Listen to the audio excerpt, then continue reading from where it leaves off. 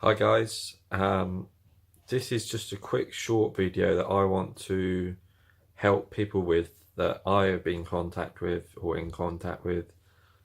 since coming back from Australia, but also people that might not necessarily understand or know how to do it. So this short video is just basically the easiest way of getting a hold of your uh, rankings for Golfers with Disabilities Pass, which used to be called the EDGA Medical Pass.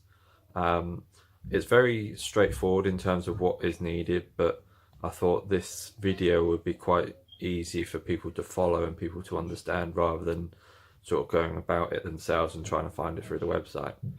So this is just a short video and I'll talk you through each step in terms of getting your EDGA Medical Pass or your rankings for Golfers with Disabilities Pass.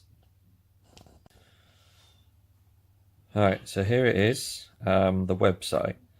So if you go into Google or whatever search engine you have and type in EDGA edgargolf.com, and this will bring up the home page. As you can see, the home page is full of helpful stuff. Got the President's Cup next weekend. Good luck to anyone that's playing in that. And then you've got the rankings. So if you click on them, they'll give you the rankings that are up to date as of now. As you can see, it was only last updated on the 28th of November this year. So what we're going to look for is the medical pass and what we need to look at to do so.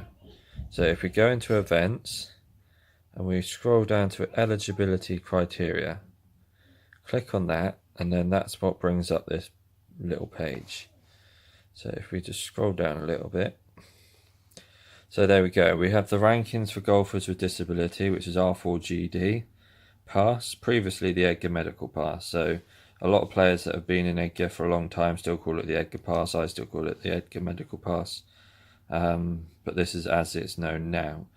So every player who wants to participate in an EDGA managed tournament or who would like their scores to be included in the world rankings has to be approved for a pass. To qualify for a pass, your disability has to have an influence on your golf game as subscribed in the definition of impairments.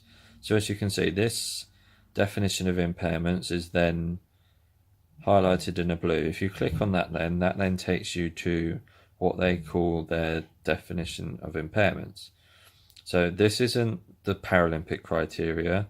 This isn't a criteria that has been set out from different associations. This is a criteria that has been well balanced, well researched, and put together in terms of what essentially your disability does to prevent you from playing golf like an able-bodied person. So this is essentially the easiest way of them building a fair environment for players with a disability to play in.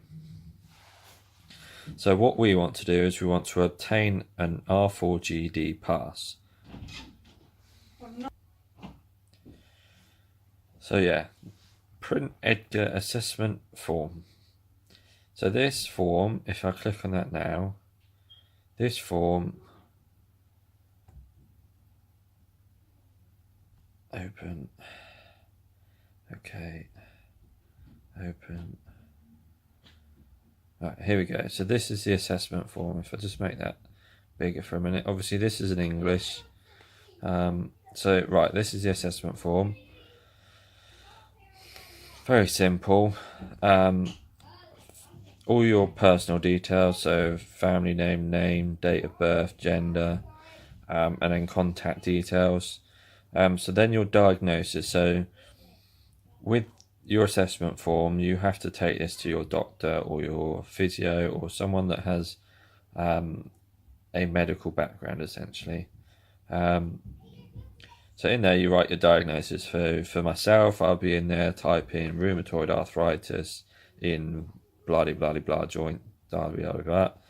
And then what you're then asked to do, see where it says buggy. So this is whether or not you have a buggy or not when you need to play, and then this is what your medical examiner then has to fill in. So these are basically measurements that he has to fill in, excuse me, and then dates and signs it, and you send that off, and then that'll get reviewed and confirmed by your EDGA official. Once you've done that, you then go back to this home page and you look at the instructions and you send it to the nearest EDGA medical classifier. So on here, you click on here, and then it gives you a whole contact detail of whatever classifier is in whatever country you're in. And it really is as simple as that. They will then get back to you as soon as they can. So guys, if this was me in the United Kingdom, and anyone that is in the United Kingdom that is looking to gain an EDGA pass, Mark Smith is our guy, so I'm just going to zoom in slightly on him. Mark Smith's a lovely gentleman. And there we go. So we've got his address there, we've got his email address and his telephone number.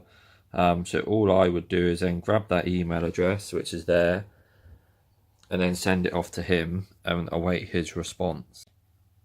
So guys, once you're sending your stuff off, I strongly suggest you going back into the EDGA website and clicking on Profiles New.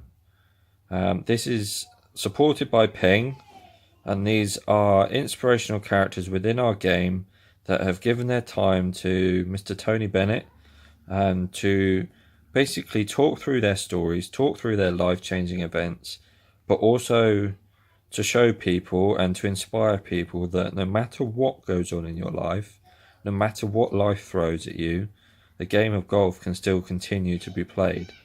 So there's a lot of guys on here from all over the world. You've got Sweden, France, Belgium, Australia, England, Germany, America, and there's ladies and there's men as well. So, and they're all of varying ages as well, as you can see. There's guys there that are young, like Brandon here. He's 19, 20 now. And then you've got people like myself on here. So if you want to find out a little bit more about people, a little bit more about their stories and how they became involved in EDGA, then it's all here. All you have to do, let's choose a random one here. Let's go Joachim. We'll go Joachim or Adam. Let's go Adam. Adam's a good friend. I spent a good time with him in Australia just recently. So yeah, you get a good picture of Adam, and then you get a nice little introduction video. Someone or some people have a audio clip rather than a video, but you then get a breakdown of the interview itself, some more media. Adam is a very well recognised player within the EDGA circuit, so got lots of content on here. So yeah, these are the EDGA profiles. These are what you can look at. I strongly suggest doing it, and thank you to Ping for supporting us as well. So guys, that is basically it. That's as much as I can really show you here. The people within EDGA and the medical classifiers, they all actually have jobs otherwise to EDGA, so just be patient. I suggest giving it sort of 2 weeks after you sent it off. If you've not heard from them, just drop them a polite email. Just say, look guys, have you got my email? They're very busy people, as you can imagine. And obviously once you've done that, it then determines whether or not you get your EDGA pass. Hopefully you are successful. If you are successful, I will warn you, are generally asked to do a medical at your first event, which is quite commonplace. People with disabilities that can differ as well, so like MS, they will have medicals more often than other people, say like amputees, who literally just get checked out the once, I think. So yeah, guys, if you want any more information, or if you're not quite sure on what I've shown you, or have any more questions regarding disability golf in any sort of shape or form, firstly I suggest just contacting the guys at EDGA, but I am always around, and there are other disabled golfers within the community that can help you out as well. So Good luck, and I hope to see you on the fairways soon.